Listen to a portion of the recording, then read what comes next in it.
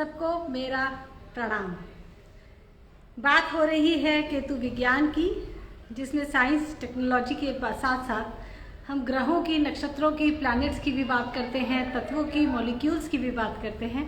क्योंकि सॉल्यूशन की जब हम बात करते हैं तो we have used all the inputs which are available to us. अब इसमें हम अश्विनी जी, जो कि टेक्नोलॉजी किंग के नाम से जाने जाते हैं, उनसे हम डिस्कस कर रहे हैं solutions of day to day problems, ऐसी समस्याएं जिनके बारे में अभी तक हम सिर्फ बात कर सकते थे। हमें ऐसा लगता था कि इनका कोई सॉल्यूशन होता नहीं, जैसे हस्बैंड वाइफ के बीच में डिस्टर्बेंसेस, या बच्चे हमारी नहीं सुनते जैसी समस्याएं, या एज का असर हमारी हेल्थ पर दिखने लगा है, तो हम क्या करें। इसी सब्जेक्ट पर हमने कल अश्विनी जी से बात करनी शुरू की, एजिंग के इफेक्ट के बारे में बात की, और अश्विनी जी ने हमें बताया समय के बारे में।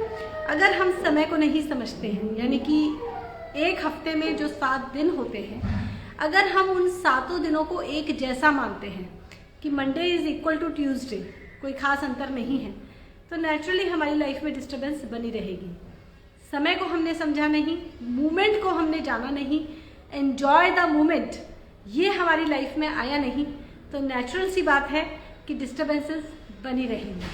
और इसी सब्जेक्ट को, इसी डिस्कशन को आज हम कंटिन्यू करेंगे। एस्ट्रोलॉजी के एंगल से हम इस बात को समझेंगे, क्योंकि जब किसी पर्सन का जन्म होता है, उसकी कुंडली बनाई जाती है, तो उसमें उसका time of birth, location of birth, latitude longitude क्या था, कोऑर्डिनेट्स कहाँ पे उसका जन्म हुआ है, और समय क्या है उसके जन्म का, ये बहुत इंपॉर्टेंट रोल प्ले करता है। उसी मोमेंट हम ये मानते हैं कि जब बच्चे का जन्म हुआ, the child is delivered, that very moment defined his destiny. तो क्या वो मोमेंट है जिसके बारे में हम बात कर रहे हैं, जिसको हमें समझना होगा? क्या वो वाकई में हमारी लाइफ की फाउंडेशन लिख देता है, हमारी डेस्टिनी लिख देता है? इसी के बारे में बातचीत अश्विनी जी से कोशिश करते हैं उनसे कनेक्ट करने की, अश्विनी जी से। और आज हम समझेंगे कि क्या वाकई में वर्तमान में रहना और उसको एंजॉय करना हमारे लिए पॉसिबल है। पास्ट का वजन हमारे साथ इतना चलता है कि मेरी पत्नी ने मुझे ये कह दिया, मेरे भाई ने मेरे साथ धोखा कर दिया, मेरे पिताजी ने मुझे ये क्यों नहीं कहा, मैं ये अचीव करना चाहता था, मैं ये अचीव नहीं कर पाया। मैं ऐसे बहुत से बच्चों को जानती हूँ जो अपने करियर में बहुत अच्छा कर रहे हैं, लेकिन क्योंकि उनका IIT में एडमिशन नहीं हुआ, इसलिए वो आज भी अपनी उस सक्सेस को एंजॉय नहीं कर पाते। इनफैक्ट मैं IITians को भी जानती हूँ जिनका IIT में एडमिशन तो हुआ, लेकिन मनपसंद ब्रांच नहीं मिली। तो इस वजह से वो हमेशा अपने आप को एक फेलियर की तरह देखते हैं, irrespective of that they have cleared an engineering course from IIT still. तो वो जो पास्ट का इतना बड़ा वजन अपने साथ लेकर चल रहे हैं, मैं ये नहीं कर पाया, मुझे ये करना था, मैं ये अचीव नहीं कर पाई, या मेरे साथ ऐसा क्यों हो गया, मैंने ये बेवकूफ़ी क्यों कर दी। पास्ट का वजन इतना ज़्यादा है हमारे साथ, तो हम प्रेजेंट को कैसे एंजॉय करेंगे? एंजॉय द मोमेंट, क्या ये प्रैक्टिकली पॉसिबल है? जानते हैं अश्विनी जी से, उन्हें इन्वाइट करते हैं। आपको बता दूं, ये एक इलेक्ट्रॉनिक्स के इंजीनियर हैं। रिजेक्शन इंडस्ट्री से हटाने के लिए इन्होंने काम करना शुरू किया कि आपका जो इंडस्ट्री में फैक्ट्री प्रोड्यूस बनता है, उसमें रिजेक्टेड मटेरियल मिनिमाइज हो जाए। प्रणाम। बहुत बहुत स्वागत है आपका आज के इस केतु विज्ञान के शो में। आपके बारे में मैं बता रही थी अपने व्यूअर्स को कि रिजेक्शन कंट्रोल के आप एक्सपर्ट रहे हैं। रिजेक्शन कंट्रोल यानी कि वो प्रोडक्ट ना बने जो हम बनाना नहीं चाहते थे, वैसा ही बने जैसा हम बनाना चाहते हैं। फैक्ट्रीज में जब आपने रिजेक्शन कंट्रोल को हटाना शुरू किया, उसके बाद आपने समाज से रिजेक्शन को मिनिमाइज करने के लिए एफर्ट शुरू किया। कल हम बात कर रहे थे enjoy the moment. The basic problem, हमारी सोसाइटी की सबसे बड़ी समस्या, हम पास्ट के वजन से बाहर नहीं आ पाते। दूसरा, हमें ऐसा लगता है कि हमारी डेस्टिनी तो लिखी जा चुकी है। जिस मोमेंट हमारा जन्म हुआ, जिस क्षण हमारा जन्म हुआ, कुंडली से ये डिफाइन हो जाता है कि इस बच्चे का जीवन ऐसा रहने वाला है, या हम पढ़ सकते हैं, डिफाइन तो हो ही जाता है। एंजॉय द मोमेंट, क्या प्रैक्टिकली इसकी कोई पॉसिबिलिटी है? इसी के बारे में आज आपसे जानना चाहती हूँ। देखो, एंजॉयबल लाइफ की बात करते हैं, यानी हैप्पीनेस। एंजॉयबल तो मोमेंट्री भी हो सकता है, बट हैप्पीनेस मोमेंट्री नहीं होती है। Happiness can not be momentary, enjoyment can be momentary. So first you have to understand whether you are looking for enjoyness or you are looking for happiness. And both are definitely possible. In conventional living, it is more of enjoyment for a moment, and again you are in the failure mode. Again you go back to, I mean, it's a impulsive. Enjoyment is called impulsive, and happiness is called stable. मतलब it is kind of permanent state of living. So what actually you are trying to ask me is, you have to clarify that enjoyment, if you are talking, then it is, I think, available. For a moment we get enjoyment, oh मेरे बहुत अच्छे number आ गए, but the next moment we fall into sadness because I was not able to get through IIT. So that is enjoyment. But again, I got into IIT, but I didn't get the branch. So enjoyment was that I got IIT, but sadness was whole life. You understand the difference between the two? So I think we should be working in the direction of happiness rather than enjoyment. Unless you want to remain in the state of sadness more. वो कहते हैं कि दुख तो बहुत लंबे time का होता है, दुख का नहीं, पता नहीं सुख ज्यादा लंबे टाइम का होता है या दुख ज्यादा लंबे टाइम का होता है, मुझे पता नहीं एक्चुअली. मैं इस सब चीजों को ना छूट गई मेरे से, ये सारी चीजें. जी, क्या है कि दुख आया, हम उसके वजन में इतना दब जाते हैं कि जब सुख का मोमेंट होता है हम उस समय भी उस दुख को याद करते हैं. जैसे मेरे एक रिलेटिव हैं, उनके एक यंग बेटे की डेथ हो गई, जवान बेटे की. तो अब वो जब भी किसी वेडिंग में होते हैं, किसी खुशी के मौके पर होते हैं, तो वो रोते हैं, क्योंकि वो जो दुख की घटना उनके साथ घटी है वो उन्हें याद आती है. तो वो सुख के मोमेंट को भी एंजॉय नहीं कर पाते, उस वजह से वो इतना दब गए हैं कि he is not able to live his life now. Right. So the fact remains that again problem. क्या है? तो दुख जो है वो थोड़े टाइम का होता है और सुख बहुत लंबे टाइम का होता है. कहाँ ऐसे जाता है? ऐसा दिखाई देता है एक्चुअली, क्योंकि जब भी कोई कष्ट आता है ना, तो उस समय में उसकी रेमेडी के लिए इंसान भागता है. See the difference is that जब दुख आता है, जब कष्ट आता है, जब बीमारी आती है, तो इंसान सब कुछ छोड़ करके और भागता है रेमेडी के लिए. पर प्रॉब्लम यहां पर यह है कि रेमेडी के पीछे तो भागता है वो बहुत तेजी से, लेकिन रिकवरी नाम की चीज को वो भूल जाता है कि कितना टाइम लगेगा रिकवरी में, कितना टाइम लग जाएगा रिकवरी में, रिकवर में, रेमेडी में, क्योर में तो बहुत कम टाइम लगता है, लेकिन रिकवरी में सारी जिंदगी लग सकती है. क्या इस बात को आप समझ पाते हो? इस बात को समझना कितना मुश्किल काम है या कितना आसान है, ये मैं नहीं जानता, बट डेफिनेटली मुझे ऐसा लगता है कि हमारा जो सुख जिसको हम कहते हैं, क्योर के बाद वो सुख शुरू हो जाता है. यानी हमने रिकवरी के टाइम को सुख मान लिया, इसीलिए we are not able to get rid of the problem. हम दुख से कभी छूटे ही नहीं. क्योर के टाइम को हमने सुख मान लिया, इसका क्या मतलब? क्योर, जब दुख आता है, जब कष्ट आता है ना, तो इंसान रेमेडी की तरफ भागता है। उसने, जैसे मान लो हार्ट की कोई प्रॉब्लम आई, आप एकदम से कुछ ऐसे सिम्टम आए कि आपको हार्ट का इश्यू है, और आप डॉक्टर के पास गए, डॉक्टर ने कहा ऑपरेशन थिएटर, सर्जरी होगी, डॉक्टर ने सर्जरी कर दी, उसके बाद पोस्ट ऑप रिकवरी होगी, तो उसमें ज्यादा से ज्यादा 5 दिन 10 दिन लगेंगे। ऑपरेशन हुआ, ऑपरेशन के बाद रिकवरी हुई, आईसीयू में थे, फिर नॉर्मल वार्ड में आए, ऑब्जर्वेशन में रखा, तो ज्यादा ज्यादा 8-10 दिन, 12 दिन, 15 दिन।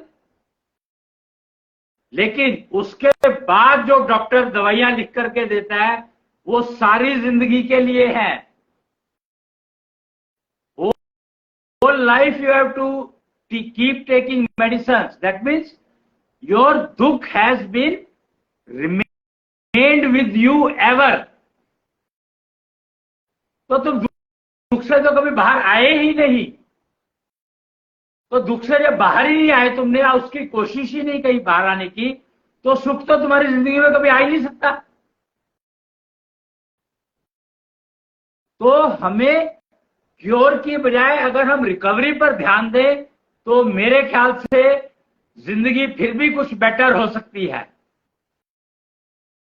यहां पर हमें ना दो चीजें, सब दो शब्द हैं, वो समझने पड़ेंगे।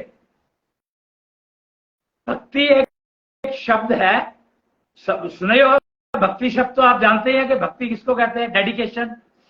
भक्ति शब्द के आगे दो क्वालिफायर लगते हैं। भक्ति दो तरह की होती है, ये समझनी बहुत जरूरी है। अगर समझना चाहते हो आपके रिकवरी और क्योर में क्या फर्क है, क्यों हम रिकवरी की तरफ ध्यान नहीं दे पाते, क्यों हम क्योर की तरफ तो भागते हैं, पर रिकवरी की तरफ हमें दिमाग ही नहीं जाता हमारा कि हम रिकवरी के भी सोचें, क्योर के बाद रिकवरी का भी सोचें साथ ही साथ पहले ही। तो ये दो शब्द बताते हैं, इसको कहते हैं एक मरकट भक्ति, और एक होती है नाम भूल गया मैं उसका, कुछ तो है, बड़ा अजीब सा शब्द था शायद उसकी, भ्रिकुटी भक्ति, ऐसा कुछ था नाम, मेरे को ध्यान नहीं है। एक भक्ति मैं एक्सप्लेन कर देता हूं। एक भक्ति होती है बंदर की, और एक भक्ति होती है बिल्ली की। तो ये दो चीजें आपको समझनी पड़ेगी। बिल्ली की भक्ति समझना है तो आप ये देखो कि बिल्ली का बच्चा जो वो छोटा होता है, डिलीवर हुआ है, उसके बाद बिल्ली उसको अपने दांतों में पकड़ करके कहीं भी ले जाती है, कुछ भी करती है उसके साथ, पर बच्चा कुछ नहीं कहता। टोटल सरेंडर, इसको कहते हैं टोटल सरेंडर। तो ये भक्ति बिल्ली के प्रजाति में ही ये भक्ति संभव है, पर इंसान इसको अच्छे से समझ सकता है, वो समझना ही पड़ेगा उसको। इसमें भक्ति एक्चुअली दोनों कर रहे हैं। बिल्ली ने ये इंश्योर किया कि उसका बच्चा उससे छूट ना जाए, उसका मुंह ना खुले, वो कुछ और ना खाए, कि बच्चा छूटना नहीं चाहिए। बिल्ली भी इंश्योर कर रही है एंड बच्चा भी इंश्योर कर रहा है कि मैं रेजिस्ट ना करूं, टोटल सरेंडर मोड में रहूं। तो ये जो भक्ति है, यहां पर बिल्ली जो कर रही है वो रिस्पॉन्सिबिलिटी मानकर कर रही है, भक्ति नहीं कर रही है वो। और बच्चा जो है वो भक्ति कर रहा है क्योंकि उसने पूरा सरेंडर कर दिया, जो भी करे। मां को पूरा सरेंडर कर दिया कि मां जो भी करे मेरे साथ गर्भकाल में। अब देखो, इसी को अगर समझना है तो आप गर्भकाल की वो समझ सकते हो कि गर्भकाल को 3 साल का क्यों कहा गया है। जो ऐशो सभ्यता में निष्ठा चक्र में जो आपके पीछे रखा है, उसमें लिखा हुआ है गर्भकाल 0 to 3 years। तो वो बिल्ली की भक्ति देख करके आप समझ सकते हो कि बिल्ली के पेट में था आज बच्चा, तब तो उसको पता ही नहीं है क्या करना है क्या नहीं करना, लेकिन डिलीवर होने के बाद भी उसने अपने आप को सरेंडर रखा 100%। तो ये पहले पहले 3 साल मनुष्य जीवन में गर्भकाल इसीलिए कहलाता है। अब दूसरा एग्जांपल देता हूं मैं बंदर भक्ति का। बंदर के बच्चे को देखो आप, कि बंदरिया जो है, माँ जो है, वो बच्चे की बिल्कुल परवाह नहीं करती है। She is absolutely careless and she jumps here and there wherever it wants. बच्चे की रिस्पॉन्सिबिलिटी है कि वो उसको पकड़ कर रखे। देखा है कभी आपने कि बच्चा, बंदर का बच्चा हमेशा पेट को पकड़ के रखता है, और कितने उससे, और बंदरिया ने यानी मां ने कभी परवाह ही नहीं करी कि वो उसके साथ है या नहीं है।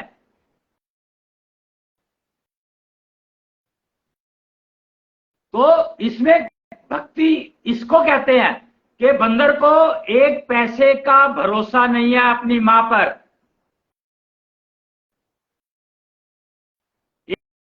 एक पैसे का भी भरोसा नहीं है उसको अपनी मां पर। तो भक्ति दो तरह की हो गई, एक बिल्ली की भक्ति और एक बंदर की भक्ति। इसीलिए बंदर जो है वो एक बहुत ही समझदार प्राणी माना जाता है, समझदार। और बिल्ली की भक्ति जो है वो है कि बिल्ली मां उसको हर चीज सिखाती है। ये बंदर की भक्ति बहुत अजीब सी है। वो भक्ति भी कर रहा है और विश्वास भी नहीं कर रहा। इसमें मेरा कोई कंट्रीब्यूशन नहीं है, तो इसलिए मैं बता नहीं सकता। लेकिन विश्वास है, भक्ति है, विश्वास नहीं है। माँ के ऊपर भरोसा नहीं है उसको एक पैसे का भी। और भक्ति भी माँ की ही नहीं, कहा अपनी है, सेल्फ कॉन्फिडेंस। पर वो चिपका हुआ तो माँ से है। बंदर का बच्चा माँ से चिपका हुआ है, उसे माँ पे भरोसा नहीं। माँ पे, लेकिन फिर भी वो माँ से चिपका, भरोसा नहीं। हाँ, फिर भी वो माँ से चिपका हुआ है। भोजन खाना तो वही देगी ना, दूध तो वही पिलाएगी।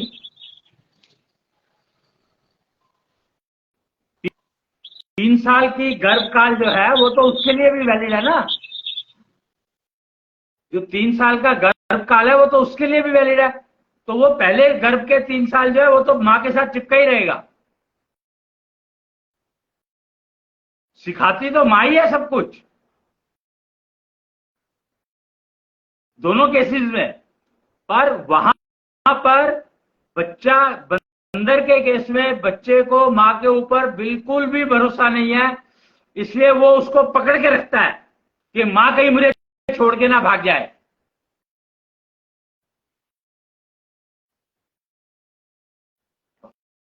और दूसरे केस में वो कहता है कि माँ जो करेगी ठीक करेगी।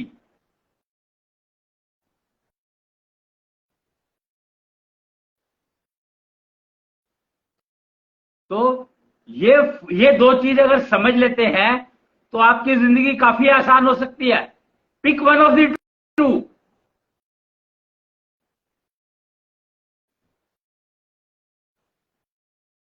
और इंसान होने के कारण हम लोगों ने इस सिस्टम को समझा ही नहीं। हम अपने आप को समझदार समझने लग गए, और जो समझना था, सीखना था, वो हमने सीखा समझा ही नहीं। उस तरफ ध्यान ही नहीं दिया कि ये क्या है। गर्भकाल में हमें माँ की आवश्यकता होती है। उसके बाद हमें किसी की भी भक्ति करने की जरूरत क्या है, नीड क्या है। अगर तुम भक्ति नहीं करोगे तो तुम्हें खाना कौन देगा? तुम भोजन कैसे करोगे? गर्भकाल में। उसके बाद नॉर्मली खासतौर से अगर पर्सन 15-16 साल का हो गया है, अपनी रोटी कमा के खा सकता है, उसे भक्ति करने की क्या जरूरत है? एग्जैक्टली।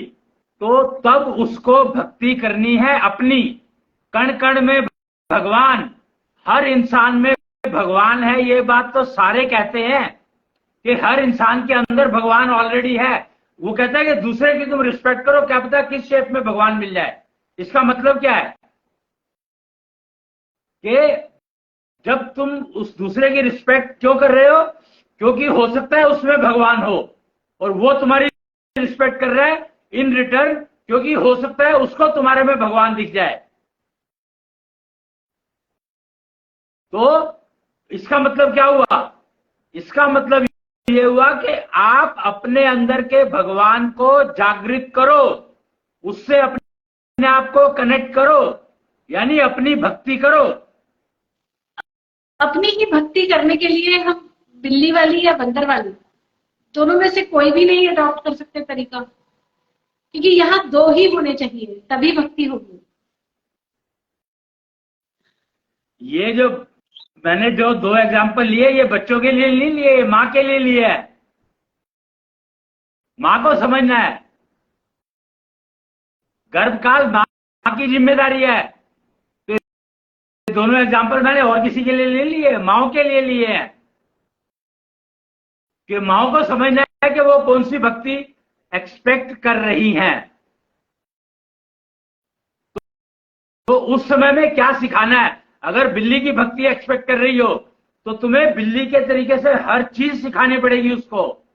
अगर बंदर के तरीके से कर रहे हो तो तुम्हें उसको डायरेक्शन भी नहीं दे सकती तुम। उसको पता है कि वो पकड़ के रखेगा, लेकिन खाना क्या है, पीना क्या है, क्या देखना है, क्या नहीं समझना है, वो सब तो वो समझाएगी ही। तो अगर वो कहते हैं, ये स्टेटमेंट डार्विन ने क्यों दी कि बंदर से इंसान आया, इस स्टेटमेंट का मतलब समझो। उसका मतलब ये नहीं था कि बंदर इंसान बन गया, उसका मतलब था कि मां को भक्ति बंदर वाली सिखानी है।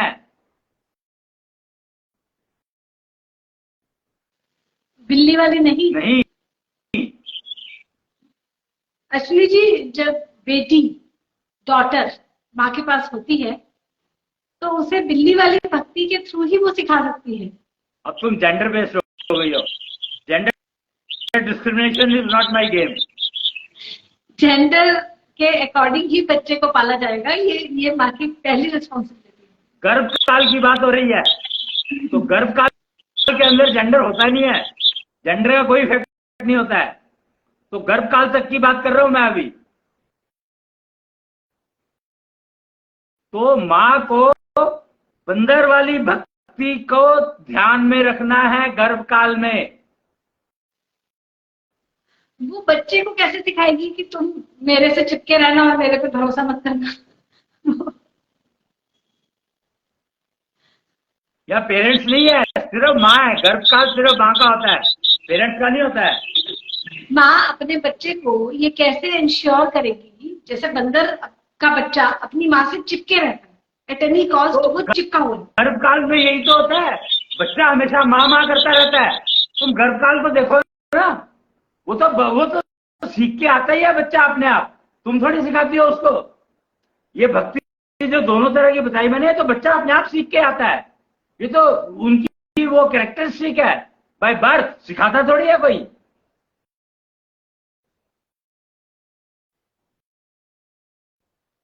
तो माँ की क्या रिस्पॉन्सिबिलिटी बनी? बच्चा तो चिपका ही रहेगा बाय डिफॉल्ट गर्भकाल में। ओके।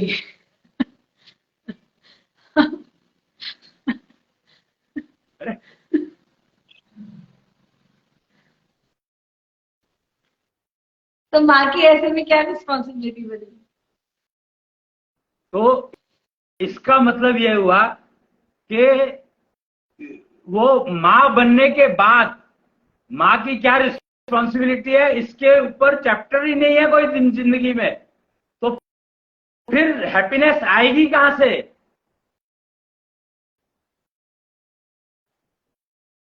फिर जिंदगी में हैप्पीनेस आएगी कहां से? तो मां को ये समझना है, मां बनने से पहले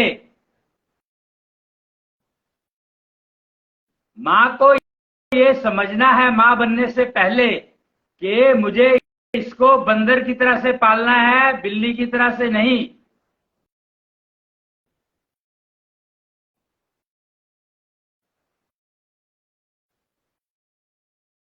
दैट इज द की। और फिर देखो आप हैप्पीनेस कैसे नहीं आती।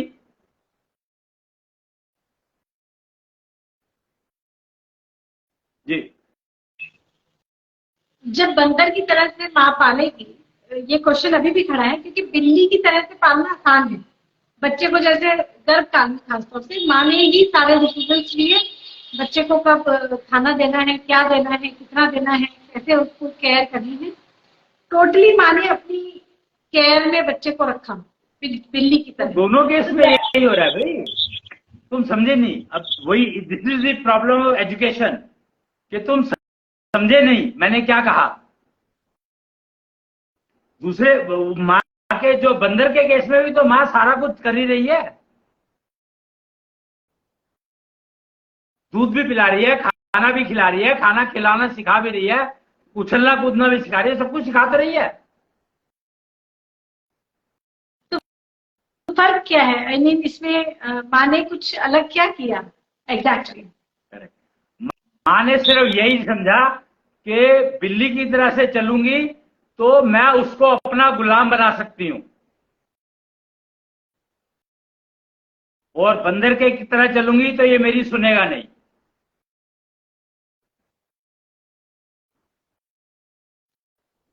सुनेगा क्यों नहीं? क्योंकि सेल्फ कॉन्फिडेंस उसका इतना डेवलप हो जाएगा। यही की डिफरेंस है दोनों में, कि एक सेल्फ कॉन्फिडेंस ऑटोमेटिक मोड में डेवलप होना और एक सेल्फ कॉन्फिडेंस को डेवलप करना, यही फर्क है। तो डार्विन को समझो, डार्विन ने क्या कहा था और उसका क्या लोगों ने इंटरप्रिटेशन कर लिया। डार्विन ने कहा बंदर से इंसान आया है, जबकि लोगों ने समझा कि बंदर इंसान बन गया तो बंदर की प्रजाति खत्म हो जानी चाहिए थी। उसने, उसका कहने का मतलब यह था, वो कितना ठीक कह पाया या नहीं कह पाया मुझे नहीं मालूम, बट हमारे जो सिस्टम के हिसाब से जब हमने समझा, डिजिटल लिविंग के एंगल से जब हमने समझा, तो हमें क्लियरली पता लग गया कि वो जो बंदर के रूप में बंदर से इंसान बना, यानी मां को बच्चे को बंदर के तरीके से पालना है, तभी उसका सेल्फ कॉन्फिडेंस सेल्फ बिल्टिंग मोड में आएगा।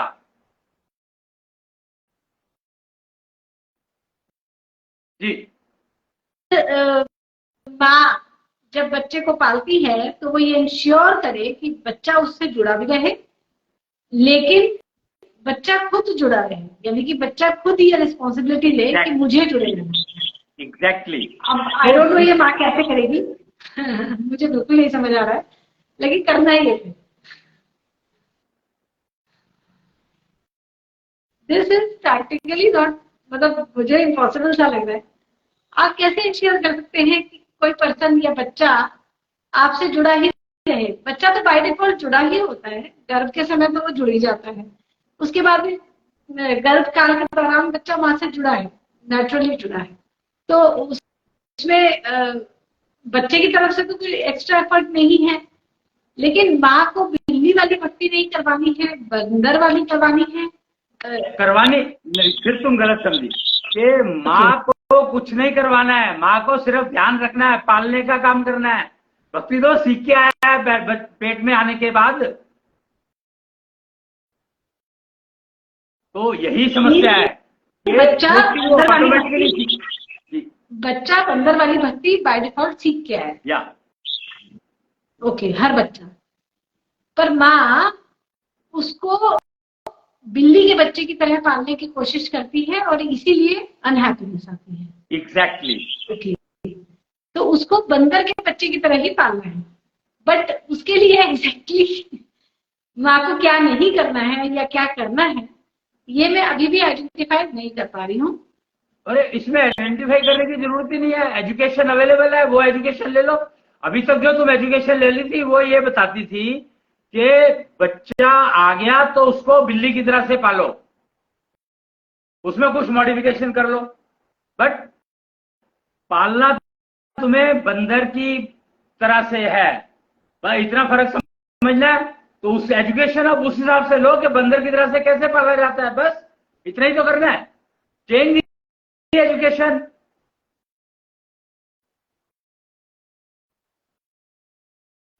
केतु विज्ञान यही तो कहता है कि जो राहु विज्ञान कहता है डायग्नोस करके बता दिया भाई तुमने ये गलती करी है, केतु विज्ञान कहता है ऐसे ठीक कर लो। जी, ये जो अब समस्या है, बहुत मेजर प्रॉब्लम है कि लोग, दुख एक बार आया, एक बार कोई घटना घटती है, बीमारी आ गई, कोई दुख की बात हो गई, लेकिन उसका वजन इतना ज्यादा हो जाता है कि वो सारे आने वाले सुख को खत्म कर देता है, आने वाली हैप्पीनेस को खत्म हो जाती है just because of that very दुख। तो इसका रूट कॉज आप ये कह रहे हैं कि यही है कि माँ ने बंदर वाली भक्ति को समझकर नहीं पाला बच्चे को। नेचुरली ऑब्वियसली डार्विन ने इतनी रिसर्च करके, इतना रिसर्च करने के बाद ये स्टेटमेंट दिया कि बंदर से इंसान आया है, और हमने समझने में कहाँ गलती कर दी या डार्विन ने बताने में कहाँ गलती कर दी ये मुझे नहीं मालूम, पर फैक्ट यही है कि माँ को ये बात समझनी है, बाकी लोगों को समझे ना समझे कोई फर्क नहीं पड़ता। It is precisely for mother to understand.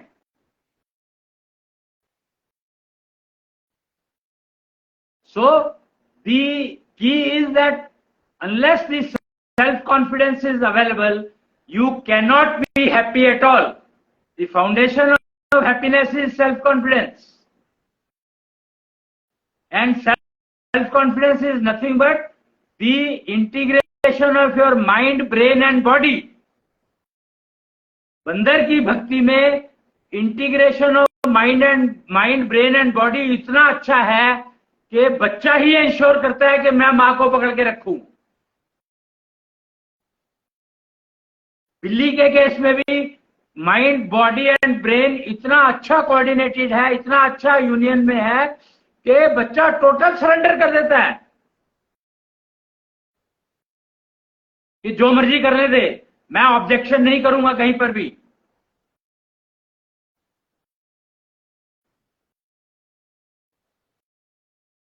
तो अगर मां सेल्फ कॉन्फिडेंस, उस केस में, दूसरे केस में सेल्फ कॉन्फिडेंस जो है वो मां डेवलप करती है बिल्ली वाले केस में, जबकि बंदर वाले केस में सेल्फ कॉन्फिडेंस अपने आप डेवलप होता चला जाता है।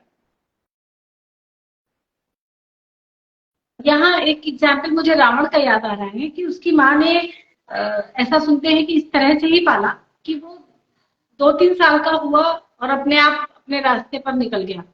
तो दैट वाज इट कि माँ ने उसको इसी तरह से पाला, तो उसका कॉन्फिडेंस इतना डेवलप हो गया कि वो that is a real life example available. और रामायण को इसीलिए मिथ क्या दिया लोगों ने कि ये एग्जाम्पल समझ में ना आ जाए लोगों को, पब्लिक को, क्योंकि वो समझ नहीं पाए। आधे अधूरे लोगों ने उन चीजों को मिथ बता दिया जो कि ऐसे एग्जाम्पल दे रहे हैं, रियल लाइफ एग्जाम्पल दे रहे हैं जो पॉसिबल हैं। जी,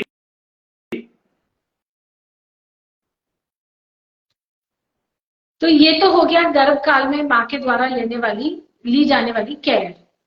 बहुत से ऐसे लोग हैं जिनकी एज अच्छी खासी है, they might be of 70 years, 60, 40, 30, गर्भकाल तो उनका निकल गया, माँ ने किस तरह से पाला, अब उनका उस पर कोई कंट्रोल नहीं है। अब वो क्या करें? How do they enjoy the moment? Very easy, they go back to the education and change their education, that's it. Or may not be changed, they upgrade their education to the current education system, that's it. जो केतु विज्ञान है उसको सीख ले, जो ये एशो zodiac, एक नया सब्जेक्ट आया है एशो ज़ोडिएक, तो उसको सीख ले, उसको समझ ले, उससे उसके एंगल से अपनी लाइफ को समझे।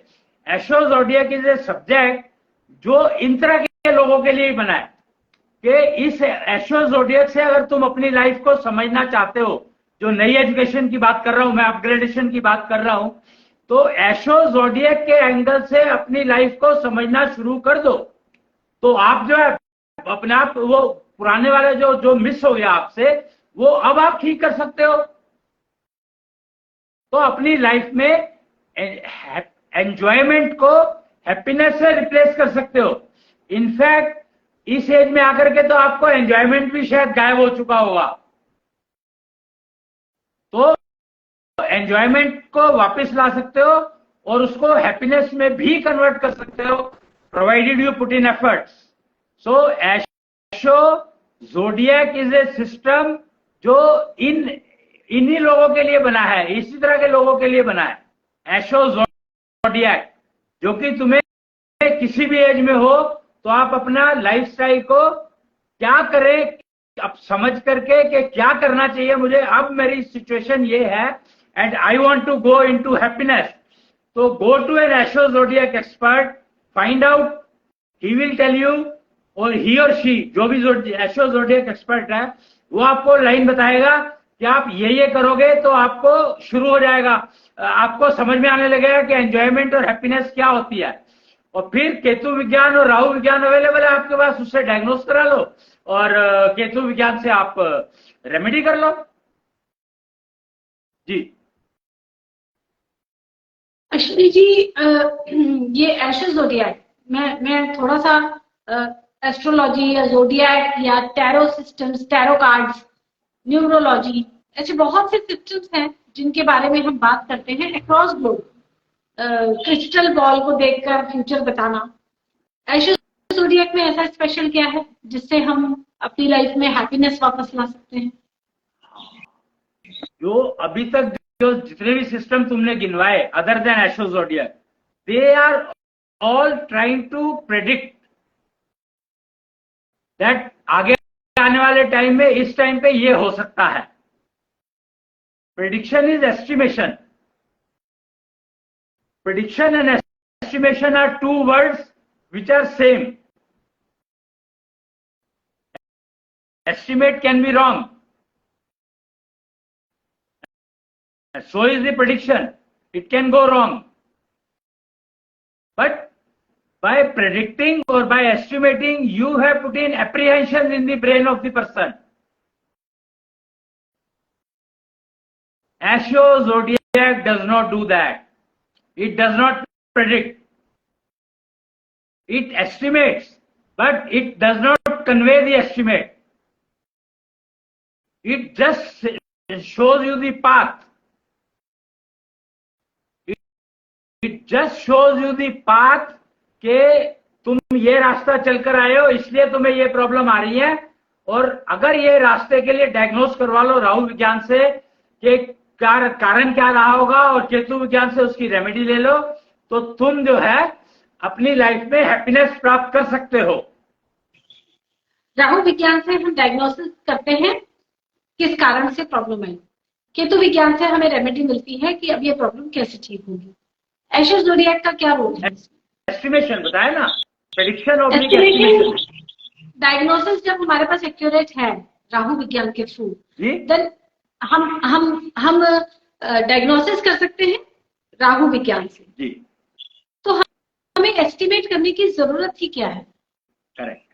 तो राहु विज्ञान में जो डायग्नोस कर रहे हो वो करंट पोजीशन के लिए कर रहे हो। Happiness you are looking for ever living, that is the difference.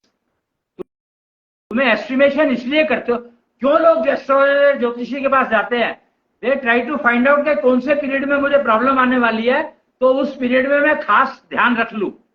So in Rahu vigyan and Ketu विज्ञान estimation does not exist. They are giving you the problems at current situation.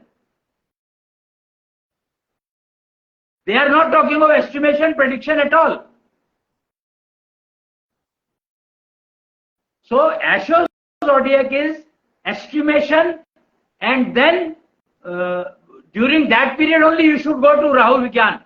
See, अगर तुम प्रॉब्लम, मेरे को मान लो किसी ने कहा कि 3 साल बाद तुम्हारा एक्सीडेंट होने वाला है, होने के चांसेस है, अब मैं 3 साल तक उसको याद करूं रखूंगा तो 3 साल मेरे अप्रिहेंशन में रहेंगे, तो मेरे तो 3 साल बर्बाद हो गए, और एक्सीडेंट होगा कि नहीं होगा ये पक्का नहीं है। तो ये प्रॉब्लम को टेक केयर करने के लिए एस्ट्रो ज़ोडिएक सब्जेक्ट आया है, दिया गया है मार्केट में। तो इसमें कैसे हम क्या करेंगे या क्या अप्रोच पिक करेंगे?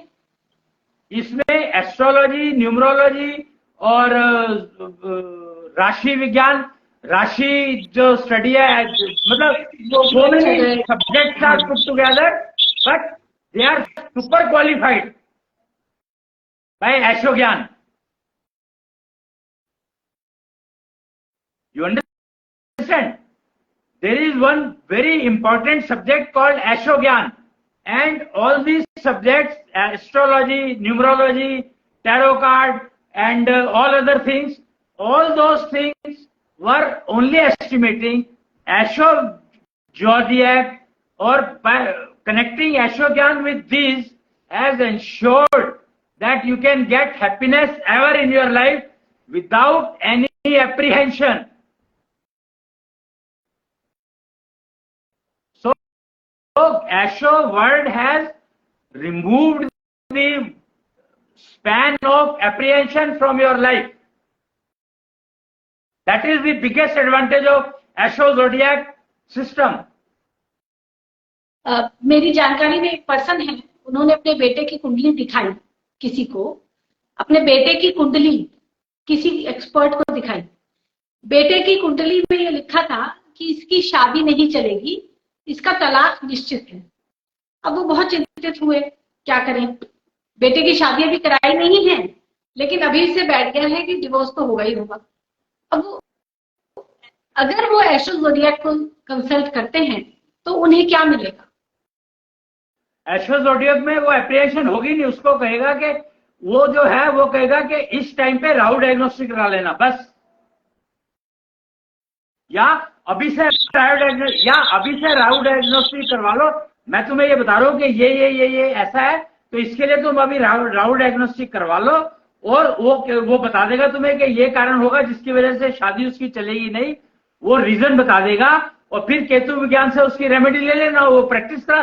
भाई दवाई का राहु विज्ञान ने तुम्हें दवाई बता दी, और केतु विज्ञान ने लेने का तरीका बता दिया, दवाई लेने का तरीका बता दिया, तो तुम्हारी शादी सक्सेसफुली चलेगी. एस्टिमेट किया एस्ट्रो ज़ोडिएक ने कि तुम्हारे बेटे की शादी में प्रॉब्लम आने के चांसेस है. फिर राहु विज्ञान ने डायग्नोस कर दिया कि इस कारण से प्रॉब्लम आएंगी, और केतु विज्ञान ने वो दवाई दे दी कि तुम ये दवाई लेनी शुरू कर दो तो तुम्हारी प्रॉब्लम नहीं आएगी. कि हमने जो फ्यूचर को एस्टिमेट किया है, अंदाजा लगाया है कि ये समस्या आपकी लाइफ में आ सकती है, ये हमने एस्ट्रो ज़ोडिएक से किया है. लेकिन साथ साथ क्योंकि हमारे पास राहु विज्ञान और केतु विज्ञान भी है, तो इसलिए एप्रीहेंशन की जगह नहीं रहती. Absolutely. जो कि नॉर्मली हो जाती है. Yes, that is the reason that Asho Zodiac can give you ever happiness. जी. तो जिन लोगों को अब they want to enjoy the moment, तो they have only one option left, astro zodiac. Yes.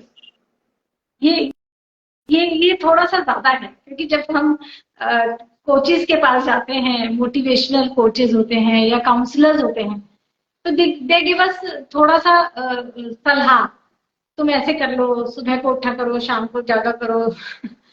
थोड़ा सा सुनने में अच्छा सा लगता है कि चलो हम थोड़ा थोड़ा कुछ करेंगे तो लाइफ विल बी गुड. आप कह रहे हैं एक ही सॉल्यूशन है और कोई सॉल्यूशन नहीं है, तो ये थोड़ा सा हार्ड लगता है सुनने में. तो तुम क्या सोचते हो कि हैप्पीनेस लाना इतना आसान काम है? आइडियली होना तो चाहिए, होता नहीं है पर होना तो चाहिए, बिकॉज तो वो हो जाए उसी के लिए एस्ट्रो ज़ोडिएक की डेवलपमेंट की गई, विकास किया गया, विकसित किया गया astro zodiac subject. It took 20 years to develop this subject. Almost 2006 से चल रही है, 2006 क्यों, 96 से 95 से चल रहा है इसके ऊपर काम. जी. मीन्स हैप्पीनेस लाइफ में लानी है तो ऐसा इतना सस्ता, इतना आसान नहीं है कि हम कपिल शर्मा का शो देख लें और लाइफ में हैप्पीनेस आ जाए. उसके लिए तो हमें एस्ट्रो ज़ोडिएक जैसा कोई सोल्यूशन करना ही पड़ेगा. तो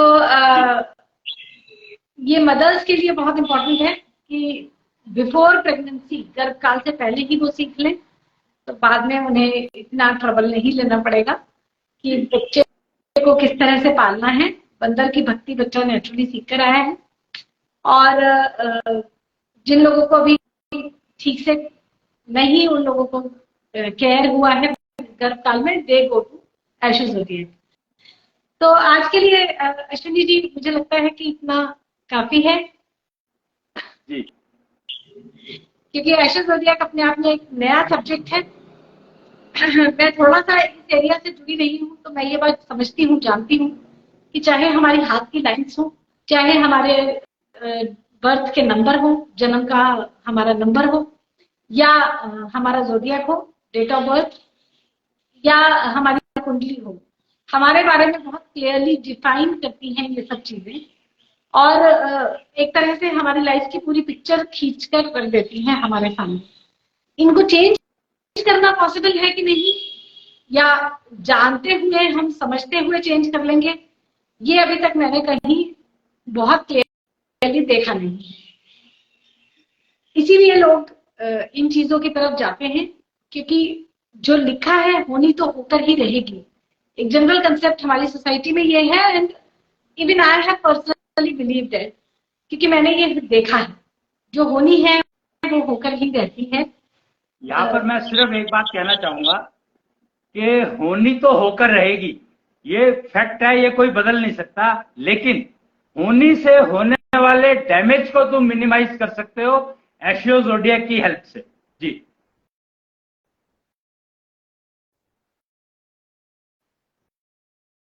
एक और क्वेश्चन यहाँ पे आता है। बहुत सारे मैंने ऐसे केसेस देखे कि एक लड़की विडो हुई, उसकी शादी दूसरी कराई गई, वो फिर विडो हुई। ऐसे बहुत सारे केसेस मैंने देखे हैं, क्योंकि उसकी कुंडली में ये योग होता है कि उसके हस्बैंड की डेथ हो जाएगी। ये उसकी कुंडली में है, लेकिन फिर भी एजुकेटेड सेक्टर में इतना माना नहीं जाता, तो उसकी शादी करा दी। या कुंडली में है कि आपका विवाह नहीं चलेगा। तो क्या ऐसे लोग एशो ज़ोडिएक को फॉलो करेंगे? तो डेथ जैसी घटनाएं, मृत्यु जैसी घटनाएं, क्या हम इनको भी कुछ मॉडिफाई कर सकते हैं? क्या ये संभव है? मृत्यु जैसी घटनाओं को तो आप मॉडिफाई नहीं कर सकते, लेकिन उसके टाइम को आप पोस्टपोन प्रीपोन कर सकते हो। मृत्यु निश्चित है। 2 महीने पोस्टपोन हो जाएगा, 4 महीने पोस्टपोन होगा, दैट्स इट। इससे ज्यादा कैसे पोस्टपोन हो सकते हैं? तो ये तो देखो तुम्हारे समय पे आना है तो वो तो आएगा ही। व्हाट टाइम से, हाँ, मृत्यु तो डेफिनेट है। मृत्यु नहीं, अब इसको मैं इस तरीके से कह सकता हूं कि सपोज लड़की का मेनोपॉज नहीं हुआ है और उस टाइम पे अगर हस्बैंड की डेथ हो जाती है, तो that is much more painful. But अगर मेनोपॉज हो चुका है और उसके बाद ऐसा इंसिडेंट बाई चांस हो जाता है, तो it does not give you much harm.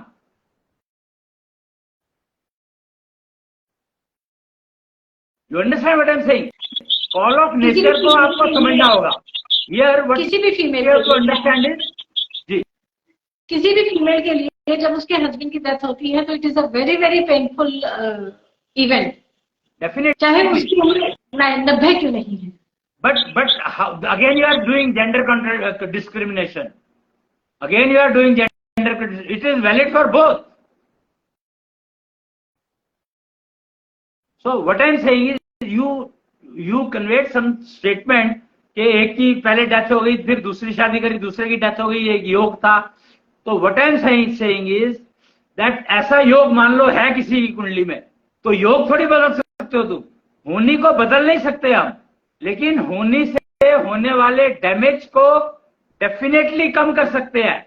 वो इसीलिए मैंने वो मेनोपॉज का एग्जांपल लिया कि अगर वो ड्यूरिंग मेनोपॉज के बाद अगर बाई चांस वो योग एक्टिव हो, मान लो योग है और जब उसका मेनोपॉज नहीं हुआ है उस टाइम पे वो योग है, तो वो ज्यादा पेनफुल है। अगर वो योग वो कॉल ऑफ नेचर और मेनोपॉज आने के बाद होगा, एग्जीक्यूट होगा, उतने टाइम के लिए अगर पोस्टपोन कर सकते हो तो why not.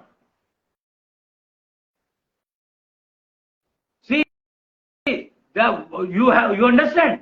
I am not trying to change the destiny, but I am trying to help you. As of Asho Zodiac is trying to help you in ensuring that the death becomes call of nature, not अकाल मृत्यु. And अकाल मृत्यु भी होती है तो husband की हो, why should female suffer for it?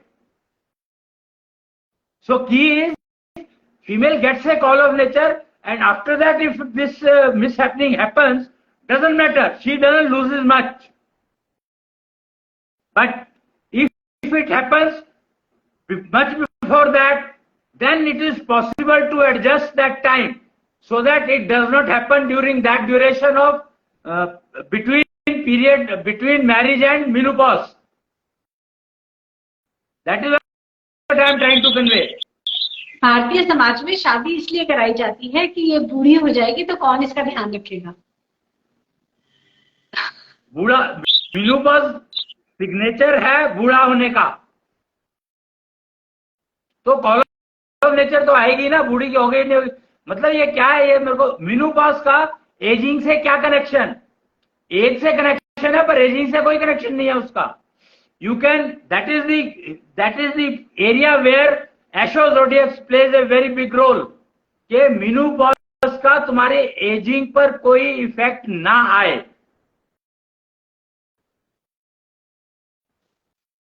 यानी कि जो एस्टिमेशन है एशो ज़ोडिएक के थ्रू हम ये तो समझ ही जाएंगे कि इसको कितनी डिस्टरबेंस आ सकती है हेल्थ में या लाइफ में आगे आने वाले टाइम में. This can be easily known. तो through Rahu vigyan and Ketu vigyan now we can minimize exactly. और ये तो तकरीबन सभी की कुंडली में होता ही है, सभी की. सॉरी टू से दिस भाई सबने मरना है. हाँ, डिस्टर्बेंसेस होती हैं, लिखी होती हैं उनके हाथ में, उनकी डेट ऑफ बर्थ में, they are written over everywhere कि ये प्रॉब्लम्स आएंगी और क्लियरली लिखी होती है कि ये ही आएगी. बट हम उसके लिए कोई रेमेडी नहीं करते हैं क्योंकि नॉर्मली या तो हम विश्वास नहीं करते या हम बॉदर नहीं करते या हमें लगता है रेमेडी हो नहीं सकती. तो मेरे हिसाब से तो अगर देखा जाए, मैं इसमें यहाँ पर कि एस्ट्रोलॉजी से जैसे सब्जेक्ट में भी मेनोपॉज के बारे में कोई ज्यादा जानकारी नहीं है मेरे हिसाब से. तो फिर तो और ये तो कॉल ऑफ नेचर है तो it is not connected with the problem. See menopause is a call of nature, it is not a problem. Asho विज्ञान कैन एस्टिमेट दैट तुम्हारा मेनोपॉज जल्दी होगा या टाइम से होगा या कैसा होगा, कितना पेनफुल होगा, हो गया है कि नहीं हो गया. टेस्टिंग सिस्टम सारे अवेलेबल है. राहु विज्ञान आपको रीजन दे देगा, वो दे देगा, डायग्नोस कर देगा. और केतु विज्ञान तुम्हें सॉल्यूशन दे देगा. तो तुम्हें मेनोपॉज का इफेक्ट तुम्हारी लाइफ में आएगा नहीं. मेनोपॉज तो आएगा पर मेनोपॉज का साइड इफेक्ट्स नहीं आएंगे.